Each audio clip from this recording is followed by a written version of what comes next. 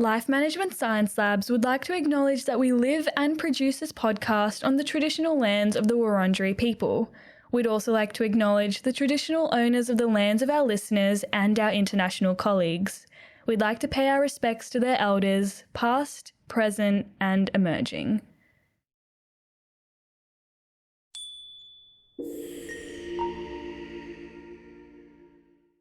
Hello everyone, and welcome to Work in Progress, the Personal Productivity Science Insights podcast produced by LMSL, the Life Management Science Labs. We are champions of life management science, providing structured insights informed by science and inspired by practice on key aspects of conscious living. Each week, we bring you scientific and practical insights on each element with the expert knowledge of professionals in the field. I am your host, Joanna. Let's get started. Hey everyone, and welcome back to Work in Progress, our personal productivity podcast. My name is Joanna, and today we're going to be chatting about unlocking our creative mind and looking at strategies for boosting personal productivity. So joining me today to help me do this is our guest, Vicki Soar. So Vicki is an art psychotherapist in England and Australia. She is the founder of SOAR Art Therapy and a senior clinician at Therapy Melbourne. Her aim is to empower clients to reach their therapeutic goals in creative and evidence-based ways. Hi Vicki, thanks so much for joining us. Thank you. Thanks for having me. Yeah, of course. Before we jump into everything, would you like to tell us a bit more about who you are and what you do? So I am, like you said, an art psychotherapist or an art therapist and an artist. And what I do is I work with clients to reach their therapeutic goals using the creative process to help them. I guess that they'll come into therapy and they'll have a problem, and then we use the creative process to look at it differently and have new realizations and treat the presenting problem in a creative way. Yeah, lovely. And about SOAR Art Therapy, can you tell me about that?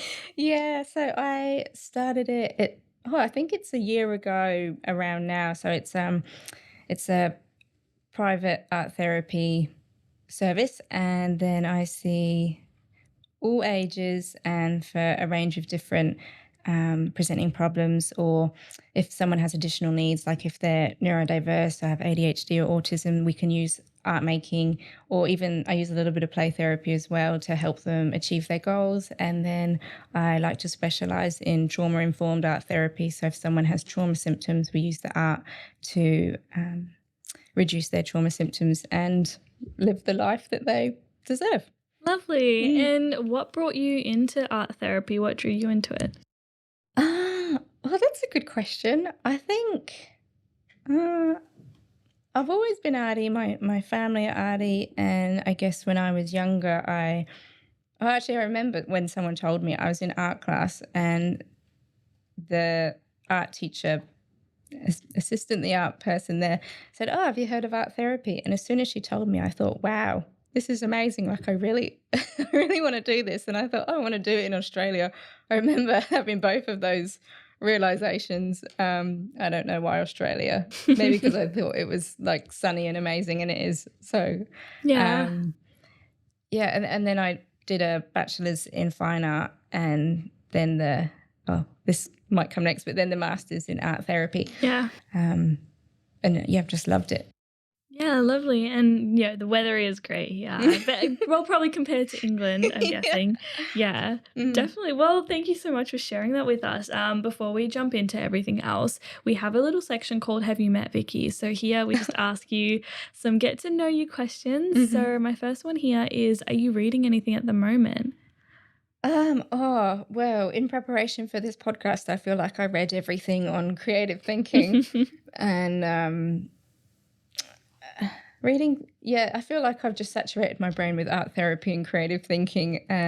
But a few of my friends have recommended some books, and even when I was doing a little bit of research for this, I thought, it might be good to do some more research into or do more reading on EMDR and bilateral stimulation in art therapy. So that's what I will be reading. Yeah. Yeah. Awesome. Do you normally just stick to like art therapy books or books relevant to what you do?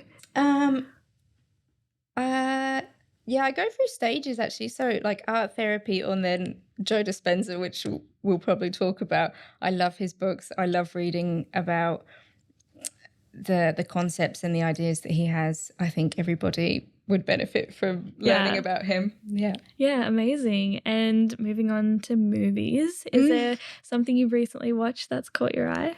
Um, a movie that I love is every Oh, I think I know what you Everything Everywhere All at Once? yeah, Yeah. I love that movie. I think that's so uh, I think having an arty brain, I just loved it. I know if anyone's watched it, it's quite unpredictable and chaotic, but I love the metaphors in it. I think it's or for me it just resonated with if you I guess just it's about nihilism, isn't it? So if anything's possible, what's the important things in life? Well, that's what I took from it. So yeah, it just really made me think about everything, and I just love the way that it was made. Like there's every emotion in there. I just think it's a brilliant movie. Yeah, definitely. When I was watching it, it was so unique, and I think it's such a brilliant concept. It was definitely a lot at times because you were like, what is going on? Yeah. And I also have a tendency to fall asleep halfway through movies. I don't know what it is. Did you fall asleep? I fell asleep Yeah. for about the last 20 minutes. Yeah. Oh, I feel terrible because everyone was raving about how great the movie was, and I was like, okay, has to be really good. Yeah. And then I fell asleep. Oh, you'll have to watch it. No, I Watch will. the end part. Yeah, no, I really need to, and I need to stay awake. But this is a habit of mine. Whenever I get like cozy or comfortable, I like fall asleep within like 20 minutes. Oh. I don't know what it is. But yeah, no, that's a great one. Oh, I love that movie. Yeah. Great. Well, podcasts. Do you listen to podcasts at all? I've gone through stages of them, but one that I think's always good is A Diary of a CEO by Steve Oh, okay. Bartlett. Yeah, he's had Joe on there, but he's had Mo Gawdat. I think that's how you say his name. Who did the he wrote about happiness and the equation of happiness, and I read that book too and just thought it was amazing. It's such well, that book's amazing. If we're talking about books, back to books, that one's amazing. But that podcast, I really like how he brings in different people and shows different perspectives, and you always learn something. Yeah, lovely. I do love podcasts where you really can learn something, but I guess that is the point of a podcast. You learn something from every podcast you listen to, but sometimes there are those podcasts where it's just fun to listen to. Yeah, I remember I went through this little Harry Potter phase and I was just listening to a podcast where they were just like reviewing every movie, and I just found that fun. I thought that was cool. Yeah, it's good to do things that just keep your brain happy. Yeah, exactly. Yeah. Well, I've got one last question here for you, which is, do you have a famous role model? When I think of the people that inspire me and that I look towards, most of them are family and friends. And yeah, I know some amazing therapists, and I think I'd probably count they're the people that I look to as role models. Yeah.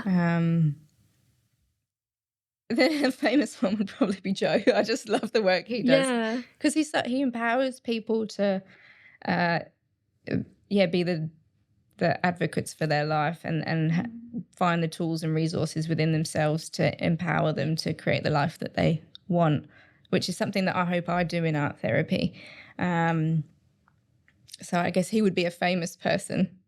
Yeah. And I hope we get to talk a bit more about Joe Dispenza later, because I'm super curious. But yeah, let's jump right into everything. So my first question for you is, what's your take on creative thinking for personal productivity? So creative thinking is, for me, the ability to think and explore new ideas, be innovative, bring things together in a unique way that's valuable and helpful. And then productivity is how we achieve our goals, or the way that we measure our way to our goals. If we feel like we're ticking the to-do list, that we're getting things done. And then, so if we use our creative thinking to reach a goal, when I think about this, I think, so say someone wants to be a doctor, and then they have to do the known way of doing something, like use their critical thinking to, like, okay, I'll go to school and my goal is to become a doctor. They're doing things the known way. And then if they use their creative mind, they'd still follow those steps, but then they might try and learn new things and like go to a placement and learn about how different cultures might treat something, and they might try and go outside of the box to meet their goal.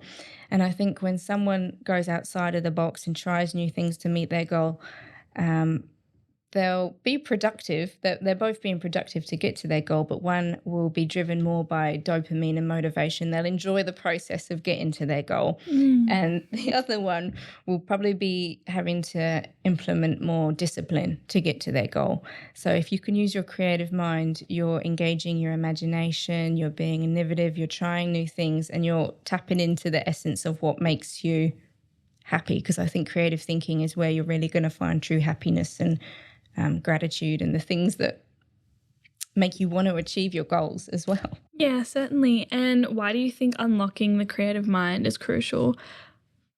I guess talking back then about the emotions, I think if someone can unlock their creative mind, then they're going to be engaging their imagination. And when they engage their imagination, they can think, well, what do I want from life? What are the goals that I have?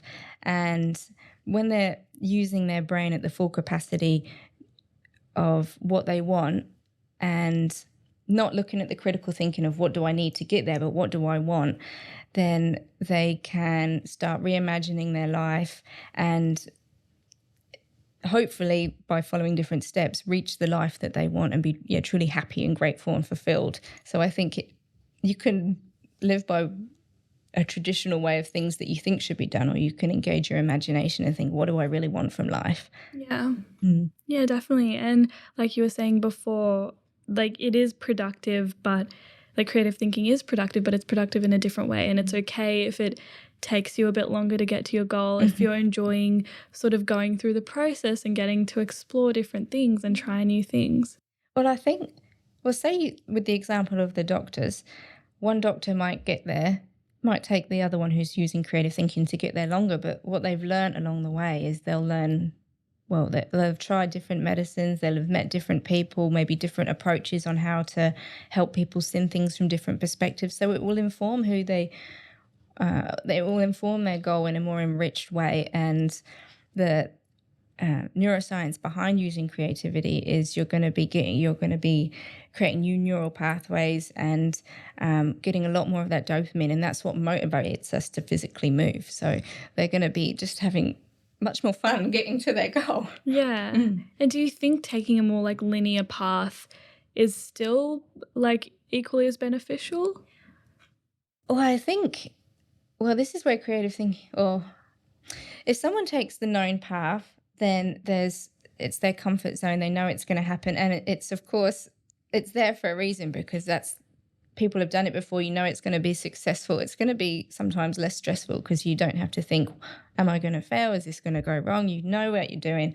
And it's great. It's there for a reason, because it also keeps us within a safe knowing what's going to happen. And then you can use your creative thinking. You don't have to go wild and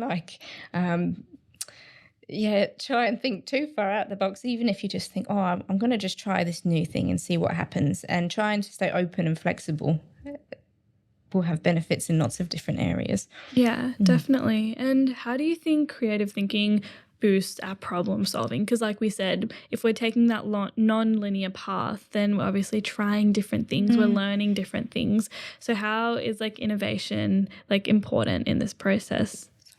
So we have 3 different sections of the brain. We have the executive function, the default mode network, and the salience function at the back. So at the back, it's like our survival mode and our amygdala. And the default mode, is like the little chatter. And that's where we always have little random bits of thought. And then sometimes, actually all the time, it will pop into our prefrontal cortex, our executive functioning, and we'll make decisions from there, whether we should make that decision or not. So when we're going along a path, we're always going to have access to our creative mind.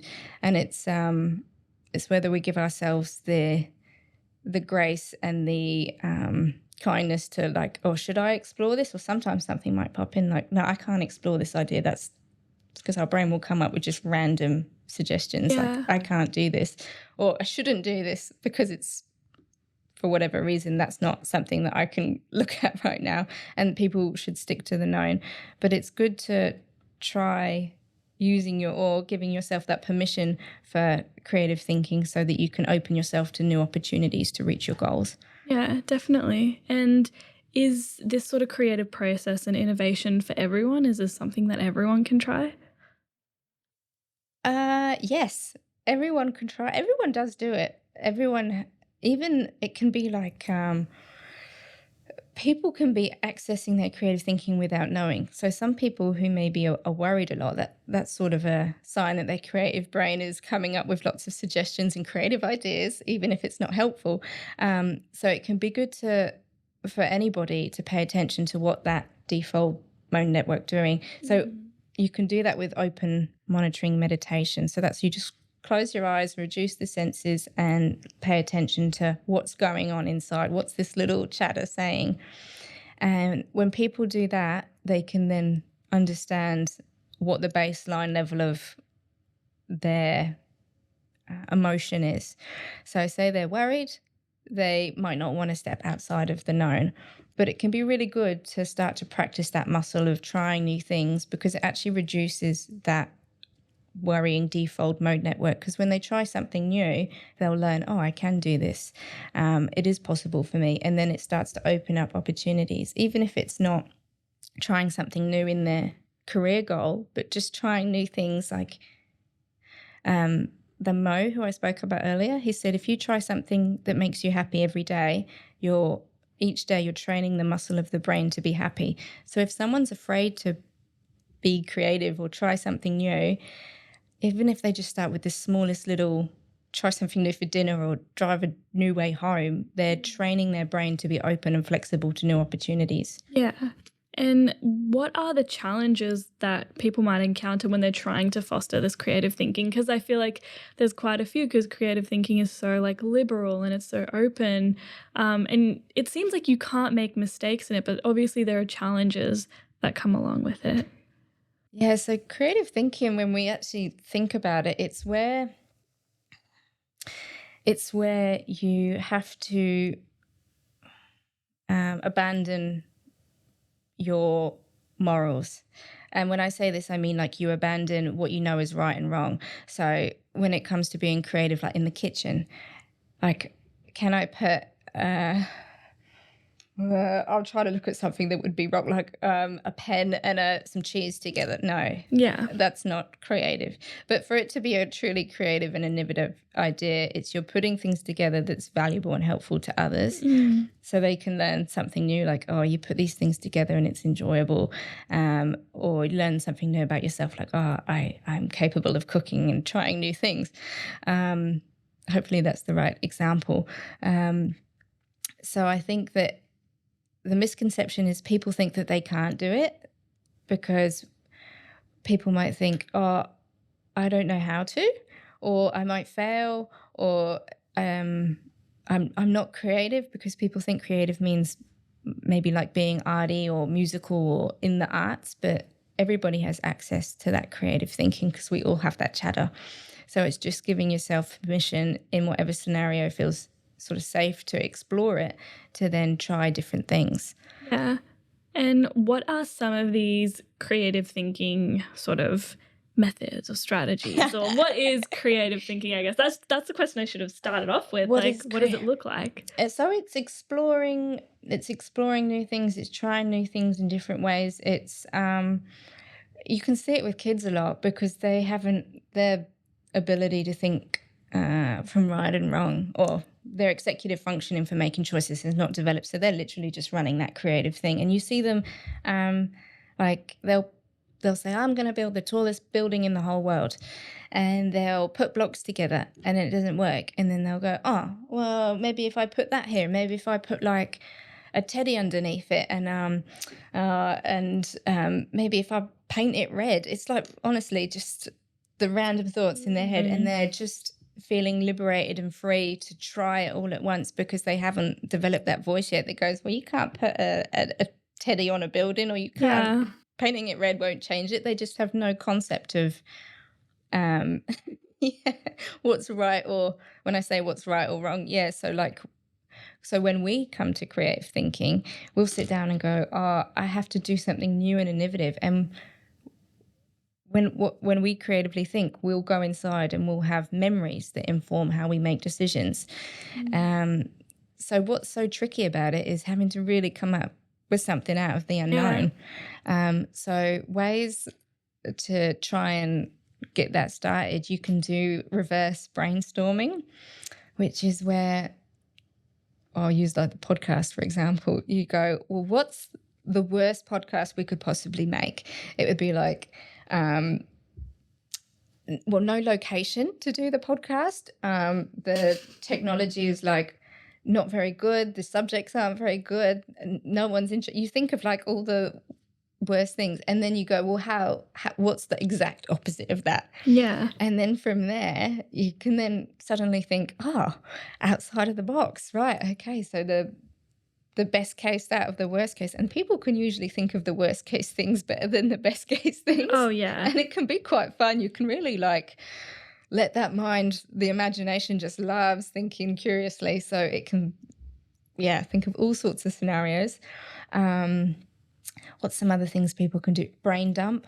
So just say you have a brief, a project that you need to come up with, and then you spend 5 minutes writing down 100 things, and it's literally just whatever comes out. And then that's called divergent thinking, where you're thinking and exploring all options and you're expansive. And then you use the convergent thinking to then say, well, what resources can we do? That's when you look at the facts and what is known. And for someone to really use the creative thinking to full capacity, they're going in and out of that divergent and convergent focus of attention. Some more things like they could do is, well, I said it before, is just trying new things and learning. Sometimes people's bodies will literally shut down and they'll go, I can't even try something new, it's too scary. So just tiny little things in the day of maybe looking at what inspires them and makes them feel good, and getting that information and then saying, well, what do I like about this? What do I like about that? If someone's got quite an analytical mind, making charts of how you can bring it all together.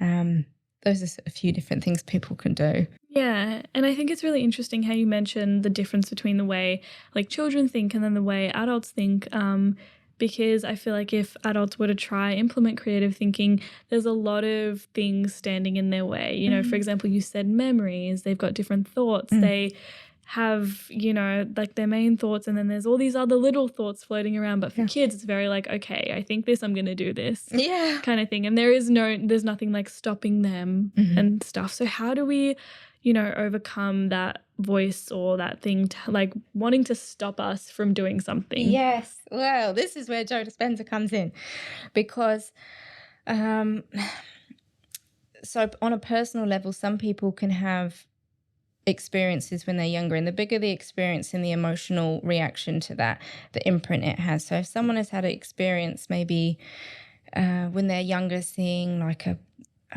family business not doing well, lots of negative emotions around that, then as they get older, they might be running an unconscious program about fear of failure, or like they can't run a business, or they've got this, or they might be running like anger, I don't know, they've got this unconscious emotion circulating through their body, and then that's what informs. So that will be, their alarm will be triggered by different things in the back, the survival mode, and then their default mode might be like running a narrative of lack or failure. And then when it then comes to going through to the prefrontal cortex and, okay, well, can I run this business? Well, the default mode's saying no. So then they're making decisions that are based on an underlying unconscious feeling of, I can't do this. And even, I mean, that's actually quite a sad example, sorry. That's okay. But when we use our creative mind and we use like meditation to become aware of that, and we use convergent and divergent focus, it's it's programming their body to regulate and stop releasing those stress chemicals and hormones of survival, and then you liberate it through changing your attention and focus. And then you can start to visualize new ideas of the future, like having a successful business. Well, what would that feel like? And then moving your attention away from the problem onto more of a solution, and then having those emotions, being able to generate them by yourself. So when they come out of the meditation, they're aware when that unconscious program kicks in, and then they can make a conscious choice to not act on it and then act on the vision they have of their future. Yeah. That's creative thinking. And when it's being used to its full capacity, that's what it can do for people. Yeah. And it seems like a very dynamic process, and it's a very large process, because I feel like it is so open and so open to interpretation, and people can take it in any direction they want to. But for example, someone wanting to, look at kind of creative thinking, what's the best way to get into it? Where can they start? A good place to start is just closing their eyes and listening to what their thoughts are doing, and then listening to, okay, well, so what's going on in my brain right now? Because this is really the fuel that I can use for creative thinking. And if they notice it's really positive and happy, then okay, well, what's my goal? I want to be a chef. Okay, well, then I know it's got a happy, positive vibe. I'm going to have access to dopamine. So I'm going to try these new restaurants and try this new food. Try something new would be a way to access the creative thinking in line with their goal. And then if they go into their thoughts and see it's negative, and it's got maybe a tone of I can't do this, or I'm going to fail, they know they're not in their creative thinking, they're in their critical thinking. That's probably running more at the survival mode. So that's when they could try different somatic things to calm their body down, so like more movement. And it's really like understanding what the tone of the mind is doing, and then what's going on in the body in the present moment, and then making decisions to try and keep it regulated. Because when it's regulated, it can think creatively. Because when we're in survival mode and in that angry or sad mode, we aren't able to access all parts of our brain. But when we, say, have an alarm of dysregulation going off, if we can start to be curious, it actually turns the alarm down. So even just being curious about, okay, I'm feeling really not very good today, what's one new thing I can try? And then just trying one thing new will start to kickstart that creative brain. Yeah, and that's such an interesting process, the difference between the critical and the creative thinking. And I don't feel like a lot of people take time to stop and think about, what type of thoughts pass through their head. And they're often like, I want to do this, or I want to be more creative, but they don't know where to start. And it's so easy to just be like, it starts with your thoughts, but a lot of people don't know how to get there. Yeah, so some people, I think the main thing is seeing what's going on in the body and going on in the mind, so trying to align the two. So say if someone's real stuck, like, I want to be creative. Okay, well, what things do you enjoy? What's something that's going to make you happy? Do you want to be creative with the things you offer in your business? Do you want to be creative in how you engage with your clients? Do you want to be creative in the holidays you go to, or the activities you do? I'm trying to think of examples that aren't just making art or music, but what are things that you can really engage your imagination in, and that spark your curiosity, and that you want to learn more about? Yeah, certainly. And what do you think creative thinking contributes to your life and living a more fulfilling life? That's a great question. I think creative thinking, so say someone feels like they're stuck, creative thinking, when it's used, say in meditation, can really unlock all of the system that's come in place to even have that thought, and really rewire your brain and your body to have a completely different narrative and trajectory into the future you want, and rewire the systems in your body that are creating that narrative. Because if we're running an unconscious program of emotions from the past, we've got well, they say like trauma is kept in the body. And when the alarm of the body's always going off, the thoughts can only reflect what the body's feeling. So when someone can slow down and get into creative thinking, then they can become aware and familiar with, that's what meditation is, becoming familiar with something, but familiar with what's going on with them in the present, use their creative mind to then reimagine a new future and feel the emotions of the future, and their body will respond to that, and then it just unlocks a whole new life for them. And I wish it was as easy as just getting to that last bit. Like, how nice would that be? That would be so great. Well, it's good you said I wish it was that easy, because it is good to acknowledge that to go through that process is not always easy. It's really rewarding, and it works. But yeah, it can be a bit of a rocky road, but the ability to keep practicing engaging in that creative mind, trying new things, exploring new things, sitting with yourself and learning what's going on, and making conscious decisions to change the thought. Even doing that involves problem solving in a way, and thinking of a more creative way to think. It can be amazing. Yeah, definitely. And so how can someone balance like structure while fostering creativity? Because there are people who like structure in their life and they don't like to, divert from a schedule, or like, things where it's very straightforward and this is what I'm doing at each hour. But they also want to be creative. They want to have space for spontaneity. So how can they go about doing that in daily tasks too? Yeah, that's a good question, because sometimes the thought of trying something new can be so overwhelming that it. Yeah. So I guess what someone could just do is just look at their schedule, and say like they get up and then like go to the gym, or what's one new exercise they could do at the gym, or two exercises that maybe they enjoy and they could put together in a new way.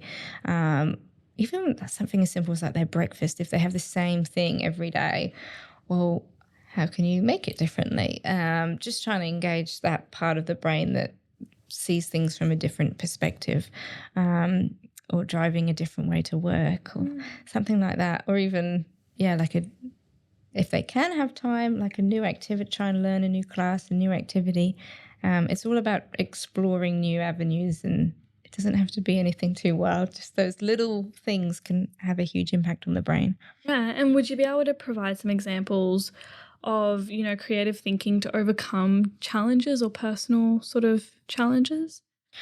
Oh, the number one, sorry, I keep going back to this, but if someone has a personal challenge that they feel like they cannot overcome, so maybe because they have got to a point where they're like, I've tried this, everything external to me, I've tried this, and I can't reach my goal. It's a real challenge in my life. I would then, suggest that they see what's going on in the body, see what's going on in the mind, and then what's the narrative that they are telling themselves about that problem. And because a problem's all about perception, we're the only ones that can sort of say, yeah, this is a real problem for me, because it's how they're feeling and experiencing something. So if they can get in touch with the emotions and the experience of what is going on for them, then they can use their creative mind. There's a formula in how to do the meditation. So I'm saying meditation, that probably sounds quite vague, but what it does is it takes, in the meditation, if someone's got a problem and they're always firing the same emotional response to this, what it does is you'll close your eyes and then you literally take all of your attention off of the problem, and you do a convergent focus. So you'll think about something with attention, usually like your breath, and then you expand it into, takes a little bit of practice, but trying to think about sort of the unknown, and then bring up limiting beliefs that you think might be feeding into this problem, like I might fail, or I'm not good at this skill, or something like that, and then trying to rewire it and creatively think about, well, what is another way that I could think about this? What's a better version? And then until you have the emotional response of the future of, well, if I felt like I was successful, I'd feel happy, I'd feel gratitude. And then when you start to experience those feelings, you're liberating the ones that are holding you back from reaching your goal, and you're rewiring the body. The narrative in your brain will change. Yeah. Mm. And the creative process seems like one where you have to really go within and really spend some time like with yourself. That's how I see it. It can also be done with other people. I mean, if you're looking at like a business and they want to use creative thinking, they could get the team together and do like that brainstorming. And for some people, naturally, they'd be better at a convergent focus. So they'd be better at seeing a problem and then thinking like, oh, how can we look at the details of it and adapt it? That's still problem solving and creating new solutions. And some people be better at looking at the bigger picture.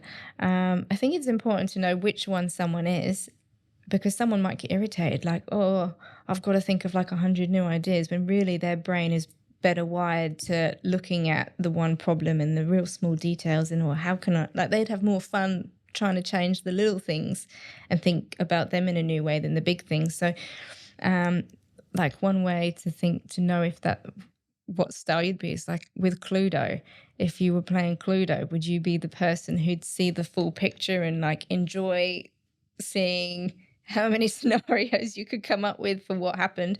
Or would you prefer looking at one little person and then going, oh, well, they had this? And so figuring out which style that you're more naturally adept at, or inept, which one?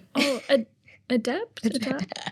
Definitely not inept. Yeah, definitely not that one. Well, when you figure out which one you are, then you can move more towards, well, okay, I know I like the details, and figuring out the details of stuff. So if I focus on one new thing I want to learn and learning everything about that and how I can explore little things, or if I like looking at the bigger picture, I could try lots of new things in one go. I don't know if I answered the question. No, you definitely did. And I feel like that's where creative thinking is really great, because there's so many different ways for so many different people. And I feel like it doesn't just start at, for example, like we talked about, sitting with yourself and thinking those thoughts and everything. I feel like there's different paths for everyone to sort of take. Well, people, I think when I'm talking about meditation, it's for the people that feel really, really, really stuck with something and it's just not changing no matter what they do. People can also access creative thinking in the external world through trying those different avenues of like maybe lots and lots of different things, or one thing, but then finding out everything about it and then putting it together in different ways. So they don't always have to go right within. That's just something I'm really passionate about. No, I love that. I feel like going right within is something that we don't get to do a lot, and I feel like talking about it makes it feel more normal. It makes it feel like it's okay to do that stuff, because a lot of people are afraid to do that. Yeah. Actually, it's interesting you said that. When I first started doing it, I really felt that resistance of like, wow, what's going on? But after a while, it's incredible the changes that happen. Yeah, certainly. Well, I'd love to talk about some practices now in our practices experiment debrief section here. So is there a practice that you use to improve your creative thinking? Yeah, well, I think it's meditation. Yeah, for sure. It's been transformative, and that's what I think creative thinking is. It's the ability to transform something into something else, create something new, and put things together in a way that's helpful. And that's what that's been for me. Yeah. So what does meditation look like to you? Would you be able to run us through what you do? Yeah. So, well, meditation's becoming familiar with something. So for me, I guess I can do it. I'm trying to become, when I'm doing it, trying to become familiar with what's going on in my mind. So anyone can use this practice, even when they're doing a task like cooking or cleaning. You just kind of becoming aware of that program that's running in the background. So just listening to the thoughts. And there's different types of meditation. So the open monitoring meditation is where you can be doing anything as long as you're just paying attention to the thoughts and you're trying not to hold on to one and be judgy of it. You're just listening to it. And then the Joe Dispenza ones are ones where you sit down and then you can do a convergent or like an attention focus on the breathing, and it's a guided meditation. You focus on different parts of your body and you breathe, and then it goes wide and you kind of feel like you're in the unknown, and it's just creating those neural pathways of, well, what you can then do in the outside world of, right, I'm going to focus my attention on this, or I'm going to open it up to this and be more flexible to new things happening.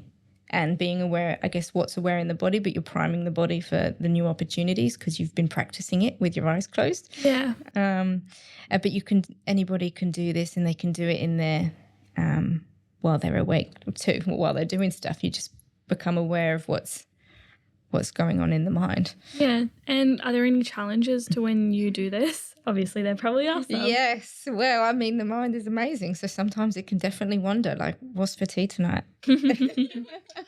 Or like, when does this finish? It's when my attention goes back to the known and trying to pull it back to the unknown. It's hard. So creative thinking can be a real challenge because you're asking your brain and body to step into the unknown, which is inherently a scary thing for us to do. That's the number one reason people will get dysregulated. We're built to not really be in uncertainty because it might not be safe. Yeah. But when we can train our body to do that, and then that's where we can unlock things that aren't serving us and suppress things that aren't, or get rid of, solve, integrate it. Yeah. It's no longer a problem, and then we find solutions in that space. Yeah. And do you set up certain times in your day to do this? For me, I can do it in the morning, but then if I have a bit of time through the day, I'll try and do it. And it changes over time. Sometimes I used to do it a lot. Yeah. And now it's where I can find the time. Yeah. And what have you found this kind of practice to have done to like your perception in life and your perception of productivity? Just been incredible. I think through the process of doing it, well, as I was saying, like at the start, I think that's where true happiness and gratitude and love, I think all of the amazing emotions are in.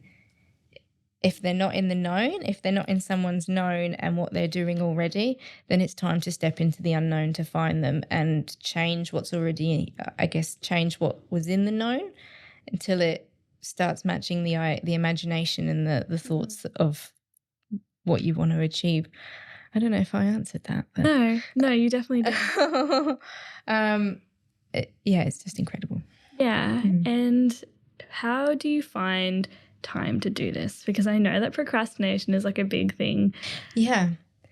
Actually, I'm glad you said that because with procrastination, you kind of, to move towards something with motivation, you need to have dopamine and be excited by it. And then the other side of that is like discipline. And there's definitely been times where I'm like, I don't want to do this. I've got stuff to do. And then I think, well, actually, if I really want to be training my brain for a better future or to reach my goals, I have to do it. Or sometimes I might be motivated, like, I really want to do this. And I think that finding time, it's self-care, especially if we're not like happy with something. It's might not be easy, but sometimes we have to just be disciplined and like, or even make it like 5 minutes, try and do what you can, but try and get those things in. Yeah. And I feel like especially if it's something new that you're trying, it can be really hard to motivate yourself to do it because you haven't started reaping those benefits yet. Yes, that's so true. Like if you open your eyes after meditation, you're like, well, my outside life hasn't changed yet. I still feel the same. Why would I continue? That's like, you wouldn't be motivated to go. So sometimes you have to kind of go through the discipline of it, or or even, I mean, you could try something, and if you really don't like it, it's really not working for you, of course, try something new and try and look at them. How can I motivate myself to move towards my goals creatively? What else can I do to add in there? Yeah. But yeah, that's a tricky one, isn't it? Motivation and discipline. It really is, especially when trying new things, trying to reinforce habits. Because it's so hard to want something and commit to something when you don't know what the outcome is going to be. Yeah, well, that's so true. That's where trust comes in, and having faith. And sometimes when someone's feeling really helpless about reaching a goal or like really challenged, to cultivate that trust, you just have to kind of really stick it out and go for it. Well, I'm talking about this from that side of things, but yeah, it's tricky. Yeah, definitely. And before we were talking a bit about Joe Dispenza, Yeah. and we're talking about practices now, and you love Joe Dispenza. So I was wondering if you might be able to talk to us a bit about like a practice of his that you love. Yeah, he actually does quite a few. So I guess maybe if I just start with what he talks about, I might have covered it already, but yeah, he just says that people can be living by the emotions of the past and like an unconscious program, and they might have the goal to be something amazing, but they can't reach it because they're running this unconscious program. And when I say unconscious program, I mean they're constantly firing like anger or sadness or resentment or betrayal or something that's happened way back when, and they might not even be conscious of it, but they just know that something's not right. And well, a lot of his work is related to healing the body. So he talks about how the survival emotions can start to cause, or usually people find his work through being unwell, and then they really want to have the tools to make themselves well again. And he talks about how when you become aware of the unconscious program and practice the meditations, that you can liberate the body of the hormones of stress. And then when that's liberated and replaced with love, gratitude, then the body is working in harmony and there's an equilibrium again. And then you can achieve what you want because you're going into a scenario primed for the future you've imagined and felt. You've got your bed, like when you're doing the meditations, you imagine, I've achieved this thing, and you're grateful for a life that hasn't happened, but you feel like you're in it, and then that's when you start to see like the body isn't. Then you've reintegrated the emotions and the problem. You've got a new perception on the problem, so it's not a problem anymore.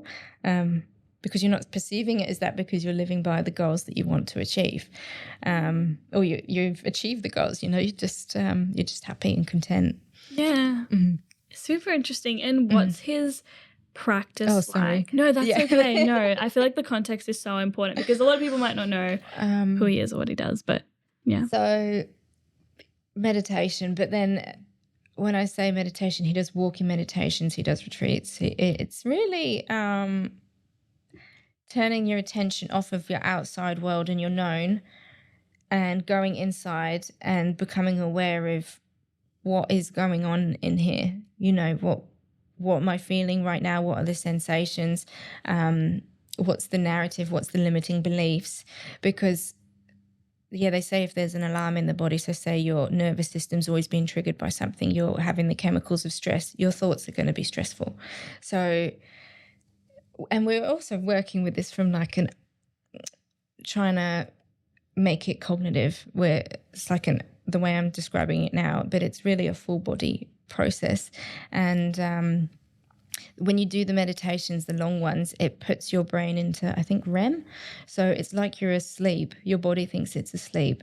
It's not producing the stress hormones anymore, but you're still conscious. You're kind of like brainwashing yourself, I suppose, in a way. But you've calmed the body down, and it's a discipline of like, because your body's going to want to get up like, oh, this is time to have breakfast, or you're like, no, you're going to sit down and we're going to work through this. Yeah.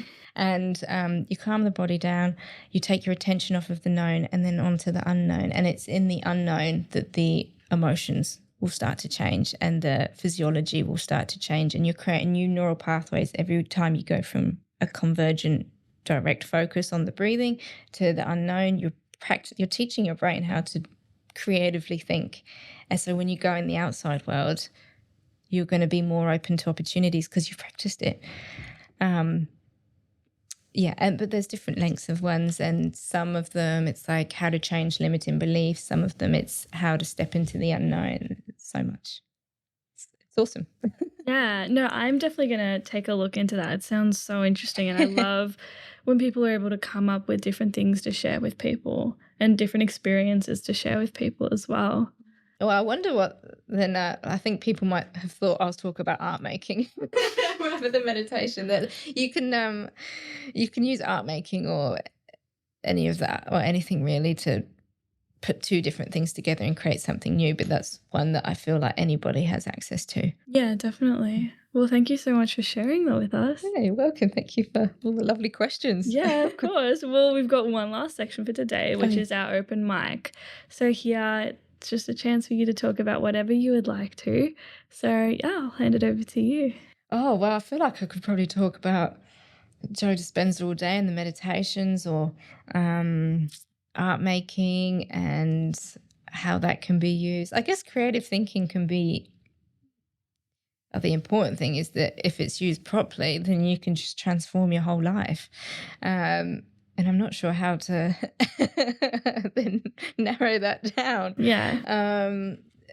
But I guess if someone has a goal, then or a problem and they want to work through it, then that is something that can really change that going in and then changing the focus, and then you'll get a new perception on life. Yeah. And I know that before, well, not in the recording, but before the recording, you mentioned that you do art yourself as well. Yeah. So would you like to tell us a bit about that? Oh, sure. Actually, what's interesting is I usually do really realistic portraits. And I always thought, oh, yeah, that's creative.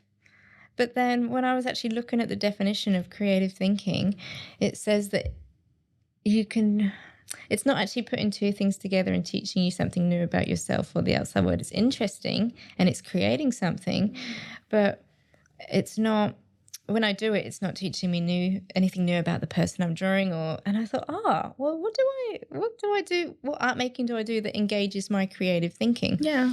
And I've been doing lots of automatic writing, which is like automatic writing. You just freehand. It's kind of like you scribble writing.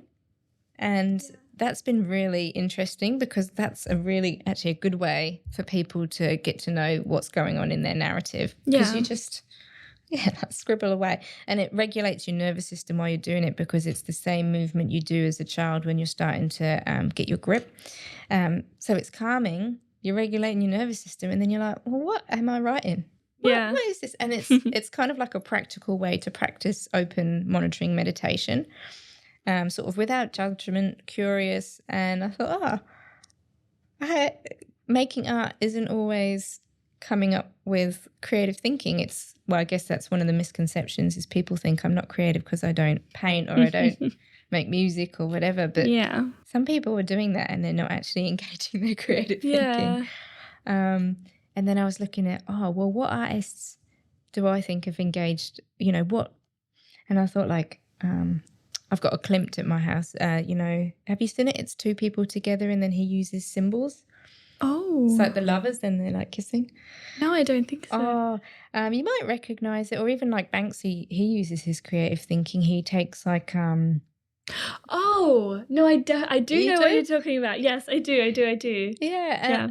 Well, when I look at that, I just love it. Like it gives me an emotional reaction. So it teaches me something new about myself. I feel like he used his creative thinking and it's given the world something valuable. Yeah. And I thought, like his composition and his use of colour and his use of symbols and metaphor. And I thought, this is how I thought about, what can I do with my art making then that uses my creative thinking? Well, I'll look more at how he uses his symbols and his colours. I'll try not to copy him, but what about that was really inspiring? And I guess for any artist listening out there or anybody who has an emotional reaction to someone who's in the ballpark of the goal you want to achieve, well, what do they do? What are the components that were interesting and how can you use that in your life, or in your project or whatever? And it was an interesting realization. I was like, creative thinking. I haven't been using my creative thinking when I'm being creative. Yeah. Which is it was a strange concept for me to have. Yeah, no, that's really interesting actually, because I can think about a lot of typically creative things I do, but I more do them on like auto drive. Yes. I'm not like actually thinking about what I'm doing. I'm just doing it because I know exactly how to do it. Yeah. And I don't need to think through it because I've kind of done it that many times where like I can just go to the end and like complete the task as opposed to enjoying the journey of doing it. Yeah, I mean, there's such a place for that, though. So much comfort that comes with that, and you get the reward of like, oh, I've achieved something. I'm good at that. But then I guess if you want to use your creative thinking, it's like, oh, what's a new skill that I can learn around that and then apply to that, or what's a new thing I can put into that, and just learning more about all of this, I was like, oh, I'm inspired to try and learn something new to make what I'm doing more valuable. Yeah, certainly. And it's such an interesting process. Yeah. Well, it kind of, you have to kind of go into like, am I willing to take risks? Will I want to share this with the world? Actually, a lot of the stuff I make, I don't, because I'm like,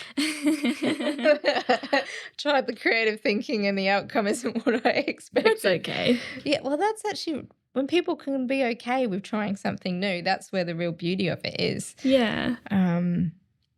Doesn't always have to be shared with the whole world, but just for yourself. Like, it's so good for the brain to like explore new avenues. Exactly. And I feel like sometimes it's not about the results, but more about like the journey and if you've learned something. Like, for example, a lot of people like to do like painting. I feel like there's been a big surge in that recently. And you might not be the best painter, but I feel like the process is so therapeutic. Yeah.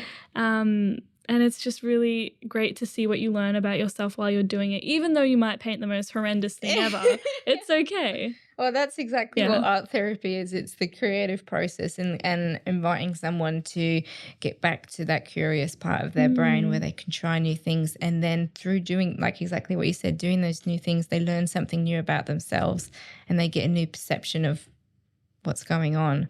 And then at the end, it's not about what the end project looks like. And I feel like that whole idea of, you know, the curiosity of like the mind, I feel like that's something we've really lost nowadays because of like just how society works. We're all so busy. We're all rushing. We're all just working for, you know, like an end result. Yeah. And we often forget about the little things like curiosity because that's what drives our passions. That's what motivates us. That's what makes us excited for different things. And we've lost that, I guess. Yeah, and I only really learned this recently is, did you know that we've got 86 billion neurons, and the way that we're wired, we've got excess ones, and the excess ones are what gives us those random ideas. So we're literally wired for creativity. Yeah. So for someone who's like, oh, I'm not good at it, or I can't access the right hand, it's like, no, you always can. It's always there. It's firing right now. And just being able to, like, I guess, give themselves to be playful and curious and imaginative, and just, I guess as we get older, we don't really get the permission to be as wild and crazy as, you know, like the little ones can be. Oh, yeah, definitely. But it's so good to try and get back into it in whatever capacity you can. Yeah, 100%. And I feel like that's why the whole concept of like your inner child has become so like progressive these days and something everyone's trying to discover because they're like, why am I like this now? Let me go back and let me see and let me try and get to that version of myself again or something like that. It's so healing. Like I'm so grateful for the work that I do with the little kids because it just is so nice because you can just be authentically yourself.